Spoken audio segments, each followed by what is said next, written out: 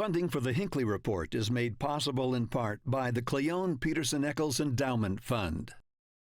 Tonight on the Hinckley Report, the legislature made significant changes to numerous laws this session that will impact upcoming elections. Rumors start to swirl as experts make predictions on issues and candidates for the 2024 campaign season, and which Utah leaders are having the biggest impact on the national stage.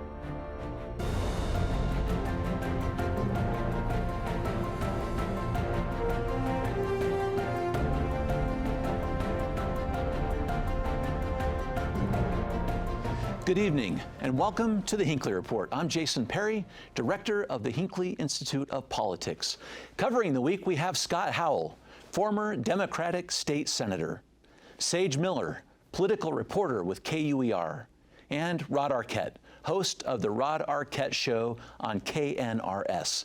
I'm so glad you're here tonight because this is going to be very interesting. We're going to talk about elections, election laws, and maybe even we'll take a minute to get some prognostications about what's going to happen. And it is not too early to start talking about this because candidates are thinking about it already. So let's talk about how the elections are going to be shaped up to next year. And I want to start talking about some of these election law changes. Scott, let's talk with you. You're a former elected official. You have to wade through these election laws. I want to talk about a couple because sometimes they're just sort of procedural in nature. Right. Sometimes they're quite substantive. Let's talk a couple of the administrative ones first. This is Senate Bill 63. What's so interesting is up until this session, only certain things could happen for a party to replace a candidate that has won office and then left. Right. Well, and I think this could be referred to as a Joel Ferry bill. Yeah, Joel Ferry bill, exactly. We really wanted to talk about that. And I think it made sense that we'd have to have a criteria that would be able to allow people to step out at the right time. I was frustrated because I thought just out of integrity that they would get off the ballot and move on and move forward. But this clearly now sends a direction of in case of death and mental disability, and I can't remember the other things in there. Now this pretty much codifies what the law should be. Yeah, Sage, talk about that for a minute, because it was Joel Ferry, member of the legislature, elected, and then was appointed by the governor to run the Utah Department of Agriculture, Natural Resources. Natural Resources. And so he left an opening and a lot of controversy about how his position is filled. Yeah, there was a massive debate specifically with the Democrats of whether this was constitutional or not for Joel Ferry to hold a position in the legislative branch and the executive branch. And so they filed a lawsuit. That lawsuit did not go very far, but they did cause a bunch of kerfuffle. They had really great messaging around how this could be an issue. This is an abuse of power. This is going to cause future problems if we don't fix it now. And so I think that this bill was a response to kind of ease the waters a little bit and make sure that this kind of messaging and this kind of angsty debate doesn't continue forward for future generations. Yeah, they clean things up the way they should. I mean, there was obviously a conflict there. Clean it up, move on, and I think they've taken care of it with this bill. That's you know, there was a controversy that shouldn't have been a controversy at all. I love the word kerfuffle. That's exactly that's the word of the day. Kerfuffle. Nailed that on behalf of the Democrats. I can tell you that we wanted to raise the issue so people would listen to us a little bit. And it worked. And it worked. And it worked. Yeah, it worked. Right? So but it was legitimate too. Yes. Yeah, it wasn't just arguing for argue's sake. And you know, there was people on the other side of the aisle too, even Republicans being like, maybe this is something that we should, you know, prioritize or even just kind of hone in a little bit to make sure that we don't have this constitutionality issue. So it worked out. Well, I want to get to a couple of these other election laws for our viewers. There were 36 separate bills filed, introduced, dealing with election laws. 13 of them actually became laws. I want to get to a couple of those, but first to tee this up, we have a student at the University of Utah who submitted a question getting into these next questions. Let's listen to this question. Hi, my name is Thea Rao, and I'm an undergraduate student studying psychology and health society and policy at the University of Utah. My question is, what is the expected effect of House Bill 365? Were there nearly 100,000 voters who changed their affiliation in order to vote in the Republican primary previously politically engaged? And are they expected to continue changing their affiliation annually? How will this impact Utah's overall political landscape? Thank you so much. A lot in this question. So this House Bill 365, so this is what it did. You have to register with the political party before April 1st to take part in the primary elections. Rod, let's start with you because it was the 31st of March. Now it's April 1st. We're going to talk about that necessarily. But let's talk about the why, because there are some historical reasons why Republicans primarily, they're the ones that have the closed primary, wanted this change. Well, this goes back to the Jim DeBacchus call years and years ago, as you recall, urging Democrats, hey, jump, sign up right now for the Republican Party. And that just angered the Republicans. The Republicans want pure Republicans voting in their primary as much as they possibly can. And the question that was asked, are they going to have to change every year? Most likely they will. I mean, that's what the Republican Party wants, and that's what they see as a benefit. They see the party as a private organization, and they want to protect that private organization as much as they can. Let's talk about how the parties can sort of work the process, Scott. I want to give you a couple of numbers because it was in response to a couple of these elections. And I just want to give you a couple of numbers, talk about what this might change compared to where it used to be. So in the 2016 election, for example, we had a lot of unaffiliated voters in Utah, which there are more than people realize, unaffiliated, but they affiliate for this primary. There were the unaffiliated voters, we lost 14,754 of them, became another party. They affiliated for that primary. But in 2020, which is what Rod just mentioned, this is the big change. And talk about what happened here. Republicans gained 70,752 voters for that primary. Democrats lost, these are people who affiliated with them, lost 10,032. Unaffiliated lost 45,258. Something was going on here. Well, Dia, first of all, thank you for the question. And if you were here with us tonight, Dia, I would ask you, did you switch parties? Did you reaffiliate? I have a feeling that you might have. Well, I think what's happening in Utah is that Democrats have no voice. Yeah. And it's they have no candidates either. A lot of times. I mean, the candidates on the Republican side. You have the conservative, you have the moderate candidates on the Republican side, I think, in many cases. I don't see that choice on the Democratic side. Usually you have one candidate. One candidate that's in there. And I think the majority of Democrats who switched over, and those numbers are compelling. I mean, they really are. It makes a great case. They just wanted to have a voice in who their governor would be, who the U.S. senator would be, even maybe who a congressman would be. And they're so frustrated, and we probably do need to get better qualified candidates, but I believe that they just have found a way that they wanted to have a voice in who the next congressman is, the next governor, and it's a simple process. They just switched parties. Now, I didn't, because I would be a pretty obvious person leaving the Democrat, but a lot of our family switched parties. Yeah, well, to your point, like some high-profile Democrats, Saige, like Jim DeBacchus was saying, go ahead and jump. Go. Yeah. And the Democrats and a bunch of other nonprofit organizations that definitely lean a little bit more to the left had a huge messaging on social media telling a bunch of registered Democrats to jump in order to exactly what Scott said, have their voice heard. They didn't necessarily want Mike Lee. They didn't necessarily care for the other two, but they just didn't want Mike Lee, right? And so they're willing to try and get those powers and numbers because it is a predominantly Republican state. They want power in those numbers to have another option of a candidate.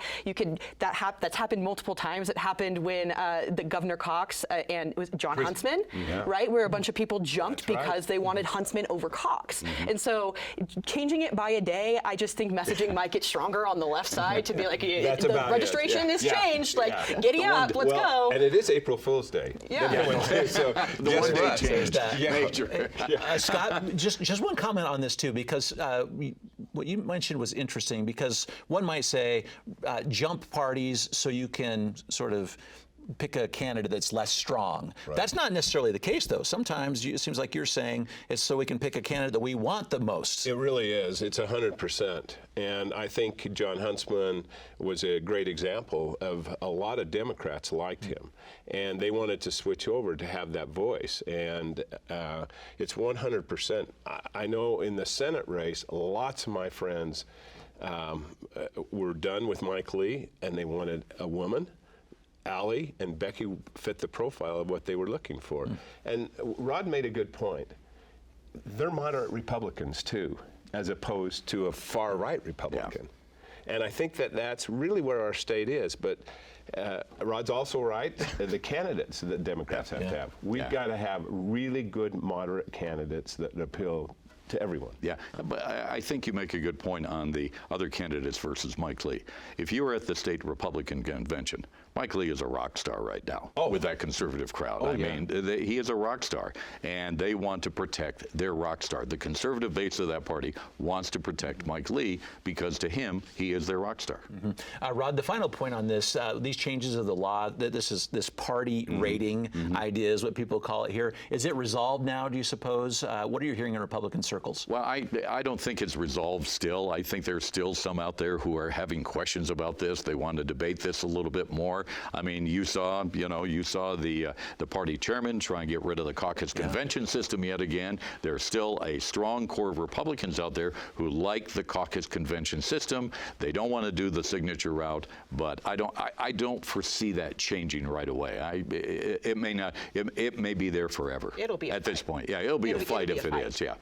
I want to talk about a couple of these bills that did not pass, because that can tell us a lot also about where the parties are not, which is interesting because some of them people were worried about going into it. For example, Scott, vote by mail. There was a bill that would have eliminated Utah's universal vote by mail system. Didn't even get a committee hearing. Well, and rightfully so. I mean, this is the best way, and we've never had an infraction in the state of Utah on voting. Never, ever. I look at Sherry Swinson, who was there for, I don't know how many years, a long time. But she ran that with pure integrity. It was not Democrat or Republican. It was pure integrity. And the representative who brought that bill out, I really wanted to talk to her and see what was behind the motivation on that.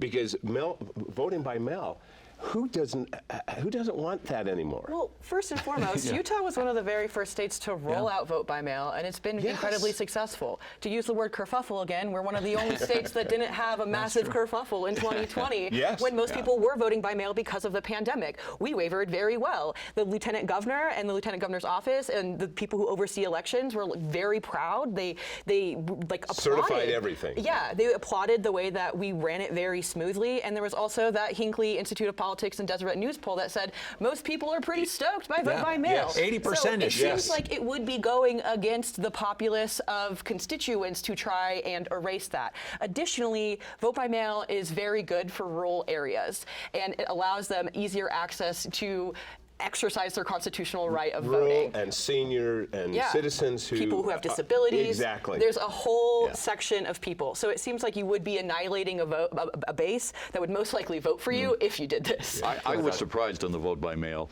that she didn't try and shrink the window a little bit. I think that's a concern that some people have. The window is too wide open. Things can happen between the time you can start and when the election happens. To shrink that window down a little bit, that's the one thing that surprised me. But people like to vote by mail. I'm one of the old guys. I still go and vote in person. I'm one of those guys that does that. You want the sticker, right? I want that sticker. But this time, I went and vote by person, but I dropped my ballot in a drop box and still got my sticker. So I think, the surprise that I had was that Kira Birkeland, who was the representative, didn't try and shrink the window at least a little bit more than what it is, 45 days now, I think it is. But Rod, don't you think that really is part of a larger agenda from the far right, nationally, and going all the way down? Because I've heard the same things in other states where it seems like to me like it was a Trump agenda. Yeah. Well, a lot can happen in 45 days, and I think they're saying, wait a minute, how about 2 weeks? Let's do 2 weeks. I think 45 days to me, I think to the Republican side, conservative side, the window's too large. Bring it down a little bit is what they're asking for. If you go to a drop box at like a ballot location to drop off your ballot, is that considered vote by mail because you got your ballot in the mail and then you're dropping it off? I went on election day, so I'm not sure. See, I went on election day. That's a good question. She can report on that this week. There you go. Let's get to one of these issues that seems to come up every single year, and it's regarding what we affectionately call Senate Bill 54. This is your ability to get on the ballot by signatures instead of through the caucus convention system. What was interesting this year is that we had this bill come back again. This is House Bill 393. But this is what it said, that if you get 70% of the delegate votes at convention, you are the party's nominee, even if people got signatures. This bill did not go forward. What does that mean, Scott? Well, I hope it means that there's some sanity coming back into the Republicans on poor Mike Leavitt. I always think of Mike Leavitt on this SB 54 and all the things that he went through. But the mere fact that it didn't make it out of committee, I don't think it made it out of committee. No. I think that's right. Yeah, and I think it was stuck in the rule. I think that people are starting to get fatigued over this issue. Yeah. But they keep trying. Well, Go ahead, Rod. but the 70% is what, from what I understand, in talking with Carson Jorgensen and talking with the representative, the 70% is the issue that they had when Count My Vote began. And that effort, they said, they wanted the 70%, so they brought it back this time, and it still got shot down. Yeah. So I agree with Scott. I think it's starting to wear thin with some people, even though the core Republicans out there are hanging on to that caucus The convention conservative system. members of the Republican Party, do you think they're still going to be pushing? This is not going to go away. I don't think it's going to go away for a while. I think this bill is going to be resurrected. I think that there's some kinks that need to be ironed out. I spoke to Count My Vote about this bill because they agree that there needs to be some changes when it comes to signature gathering. And they think that the threshold is too high, and so they'd like to lower it. But they also have some concerns over having it solely essentially be a caucus and a convention. It's really hard for people to show up on a Tuesday, on a random Tuesday, and pick their candidate. But I want to add to what I think it will come back, because I think this legislative session, Brad Wilson told me at the convention, we're going to have a more conservative legislative session. I think we saw that this year, and I think they're looking forward again in 24, where they can get even more conservatives. The more conservatives you get in there, I think the chance of this changing back again could in fact happen. However, even if it does pass next legislative session and there isn't negotiations between the bill sponsor, the legislature, and Count My Vote, if they cannot come to agreement, Count My Vote has said they will take this to the ballot. They will make an initiative, and there's already been money thrown at the possibility of this happening. So regardless if it passes or not, I go back and reiterate, it's going to be a fight. Two more really interesting ones, I think, that did not pass, Scott. Ranked choice voting. We had the experiments, sort of the pilot projects in some part of the state. There was a bill that would have ended that. That did not go forward either. That remains a potential pilot project in the state of Utah. It gives me hope for the Republican Party that they're being a little more progressive. And ranked choice voting, at first I was very skeptical about it, but the more I've learned about it, I think it's great. I think it is a solution that will help democracy to flourish as we move forward. So I was happy that it didn't make it out of rules. I think they had a list of bills that just absolutely are not going to go anywhere, and then some, we'll give you some for that far right. I have one word for ranked choice voting. Yeah. Alaska. Major problems with ranked choice voting in Alaska. And I think people are going to use that and say, see the problems that developed in the state of Alaska with ranked choice voting. I think they're also going to look at Salt Lake City, because they're that's doing what ranked choice voting. And that's going to happen with the mayoral race. Is that the right word? Yes. Right now. Yes. And see kind of how that plays out, because you do got a lot of, I think you have like 3 candidates so far in that race, and they're like, we're gonna see how this plays out with to see if Mendenhall keeps her spot. Really quick, one more thing, we'll see how it plays out. This is one more of those things. The governor's finished signing bills, including what they call a historic tax cut, $480 million were cut off. But what we're going to see going forward is a lot of conversation into this next election about this constitutional earmark on education. So, Scott, what are we going to see happen there? Because it's tied directly to the sales tax on food. Yeah. There were 2 things that happened during this legislative session that were really concerning to me. One was the voucher bill, and it was kind of the same thing. We'll give teachers a raise, but we're going to allow parents who homeschool to get $8,000 per kid. And you think about some of the polygamous families that we have in down south. They could have 20 kids. So when they see this big number, we're going to get $8,000 per student. And the accountability on that is really small. There wasn't anything in that bill that said we're going to follow everything that we need to do in order to make sure that money's spent right. But the second one is sales tax on food. We'll take the sales tax off on food if you'll not allow, if you'll change the Constitution, that earmarked money for public education will go away. I wouldn't trade off for that. I think that's wrong. How are people feeling on that trade-off? Saige, you're interviewing a lot of people I know. How are they feeling about that trade-off? Is it being well received? That's something that's still yet to be seen. I don't think that we're a little bit far away. I don't think this has really kind of garnered a conversation. I know that there's already been some ads about let's remove the state portion of the food sales tax. I think it's important to note that the county and the city aspect of a food sales tax is still going to be there. This is just a county portion. It's like, what, 1.7%? So that would go away. But I do know that Spencer Cox specifically is pretty gung-ho for getting rid of the food sales tax and being able to shift around how the legislature spends income tax. And he says it's up to voters. Do they want to keep this, or do they want to spend less money on food? And additionally, that's just going to be something up to the voters. Do they want the legislature to play with the education fund, or do they want to spend less money on food? So Rod, talk about this for a second, particularly through this lens that legislators are at least saying they're codified the protections, including a constitutional protection for public education, and that is the trade-off that they're selling. Yeah, well, two things on this. I want to respond to what Scott said just quickly. I think it was brilliant that lawmakers tied this together, and they tied them together, and I think it was a brilliant move on their part. In talking with lawmakers, and both with Stuart Adams and with Brad Wilson, they have got a task in front of them to explain to the public what they're trying to do. It can be very, very complicated for people. They've got to really lay it out in a very simple message for them to understand. And we'll see if they can come up with that, because it does, okay, I do this and we do this and we do this. They've got to be able to explain it, and that's going to be a challenge. Yeah, and the Democrats have spoken out against this, so I do think that it's going to be a pretty big. And where will the teachers come in on all of this? Where's the union on this? And we'll have to see what they do when it comes up for a vote. I think our founding fathers here in the great state of Utah knew that public education was critical to the sustainability of our state and our community. And even when I was in the legislature, there was talk to take that money out of the Constitution earmarked for public education. I don't want to mess with that. I think our education system is under attack every single session. And to remove that, let's just take the sales tax off foods. I ran that bill 20 years ago. I did.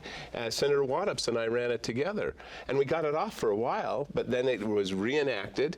But when we have surpluses of $3 and $5 billion, we can do better. But let's don't sacrifice our public education.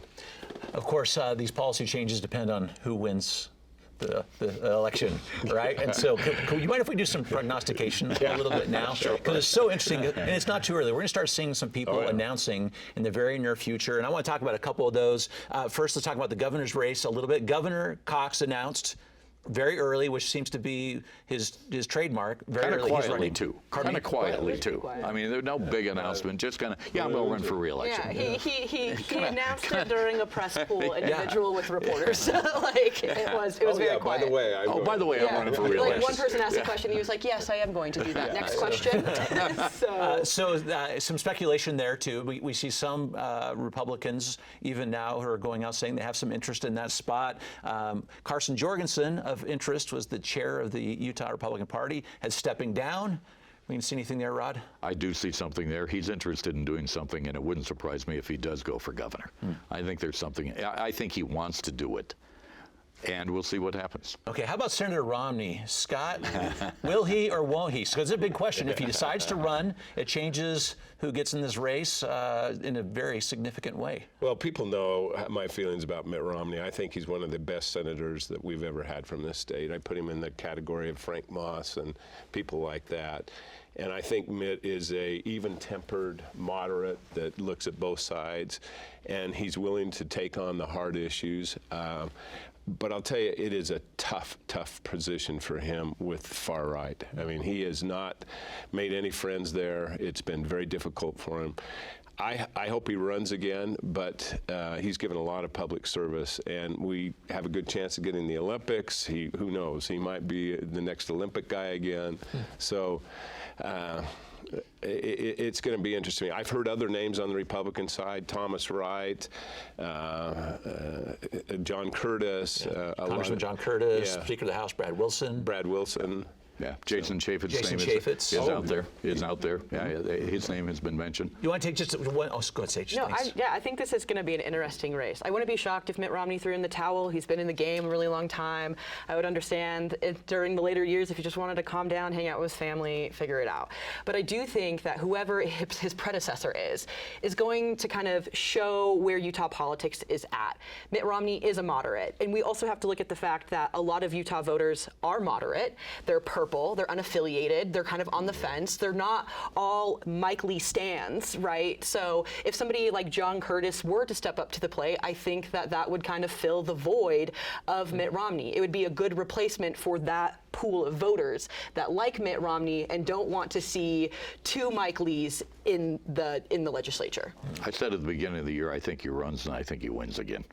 And I'm holding to that until something backs out. He does have challenges on the right, but there are a lot of moderates, the unaffiliated, who like Mitt Romney. He's got a book coming in October. We'll see what happens and what he says in that book and where that may take them. I think a few of the Republican candidates right now that have been mentioned here are kind of holding off right now, just waiting to see what he'll do.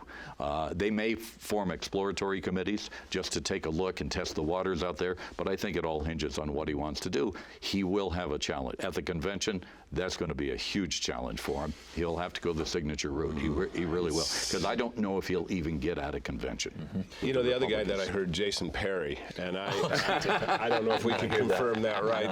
No, You did not hear that. I have heard that in the past that he'd run for office, but I don't want to put you on the spot. But I want to go back. I want to go back. There were a lot of people who I hear from who say we voted enthusiastically for Mitt Romney 6 years ago, and they're very disappointed in him, primarily because of his stand against Donald Trump and his coziness with some of the Democrats. That angers a lot of people. And I hear a lot of people enthusiastically supported Romney when he ran for president, when he ran for Senate. Now they're really thinking. We're out of time, so it's a one-word answer. Biden's going to run again? Yes. Okay. Watch Michelle Obama. Okay, very good. Thank you so much for your great insights this evening. We appreciate it. And thank you for watching the Hinckley Report. This show is also available as a podcast on pbsutah.org/Hinckley Report or wherever you get your podcasts. Thank you for being with us. We'll see you next week.